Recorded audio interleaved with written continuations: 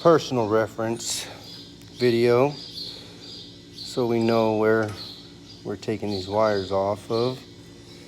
We have to make sure that we get every single one of them off in order to prevent any kind of damage to the equipment itself.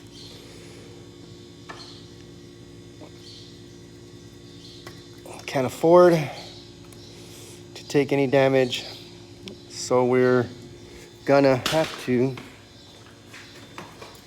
take these wires off. I don't always use channel locks, but it's the first thing I got right now, so just make sure you use the right size wrench or socket for the job to prevent any damage to the equipment. All these little nuts of various sizes need to come off.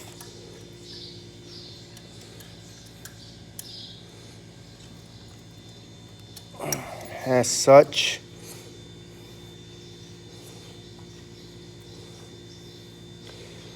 and just remember, any little shortcuts can cost you more in the long run. So do your best to use the proper tools. If you don't have the proper tool, I'm pretty sure they're not that expensive. Just grab it from the nearby hardware store or auto store, and you should be able to be okay. Now, what I do now is I always put the nuts or bolts back in their place so we know where exactly we're taking them off of. You don't have to do that, but if you do, it works for you and your benefit further along in the process. Don't rush it, take your time. Remember, this is not a one-day job, and most likely they're paying you by the hour, so take your time, do it right. Don't mar up any bolts or nuts that you might have to use all over again, because if you're like me, you might not have a very friendly boss who likes to buy stuff that you could have prevented from damaging in the first place.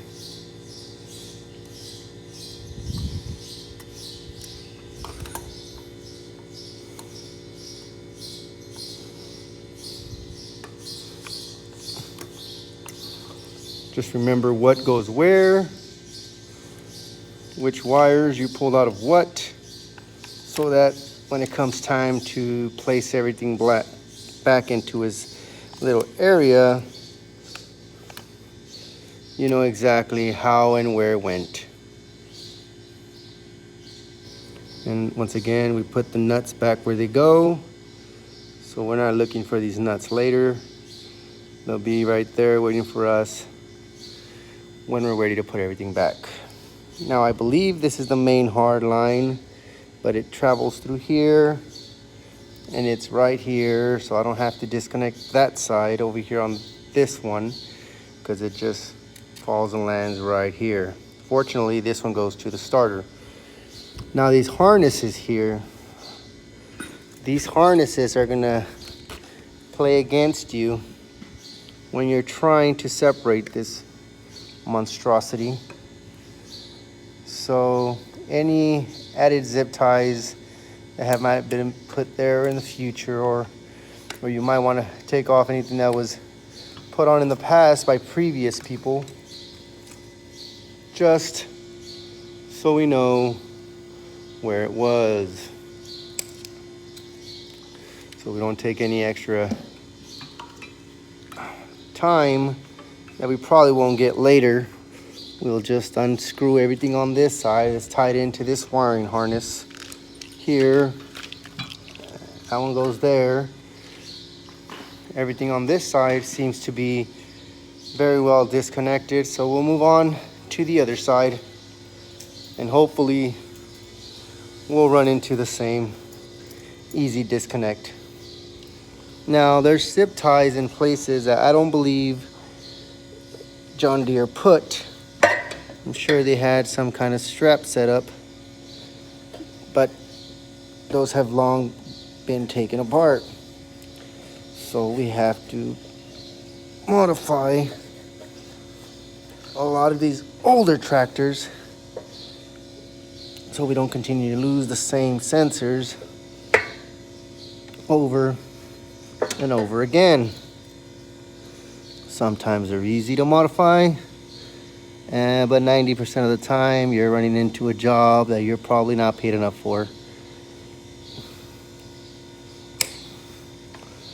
Even some senior mechanics that work for John Deere have told me it's not worth it. Just take your time, do it slow. Take a lot of breaks. Now this is the part in which I wanted the actual camera for, because there's a lot of little sensors that tie in here that I have to remove, so we know which ones we're taking off. See, you're not the only ones looking at my channel. I'm watching it too. So we take off all these little bolts.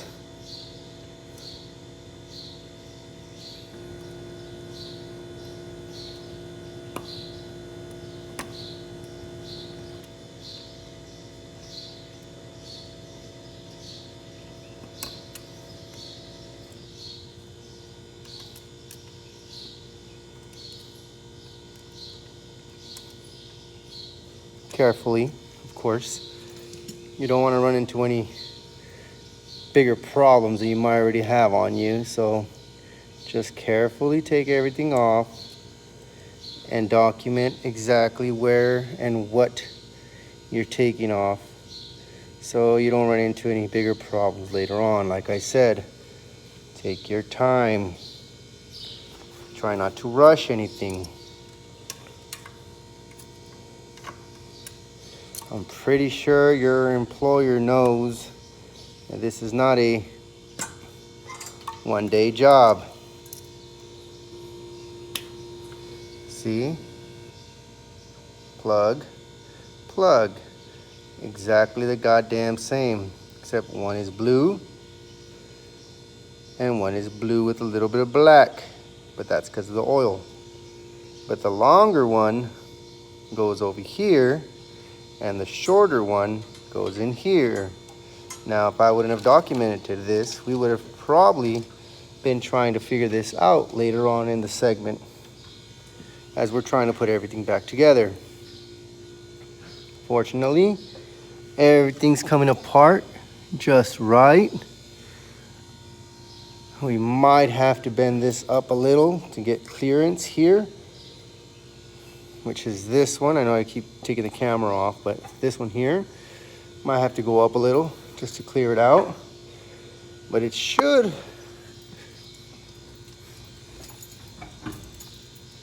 roll out now. Just need another person here to help me so that we can both push at the same goddamn time. Anywhere. All right, and the separation has begun. We'll be back.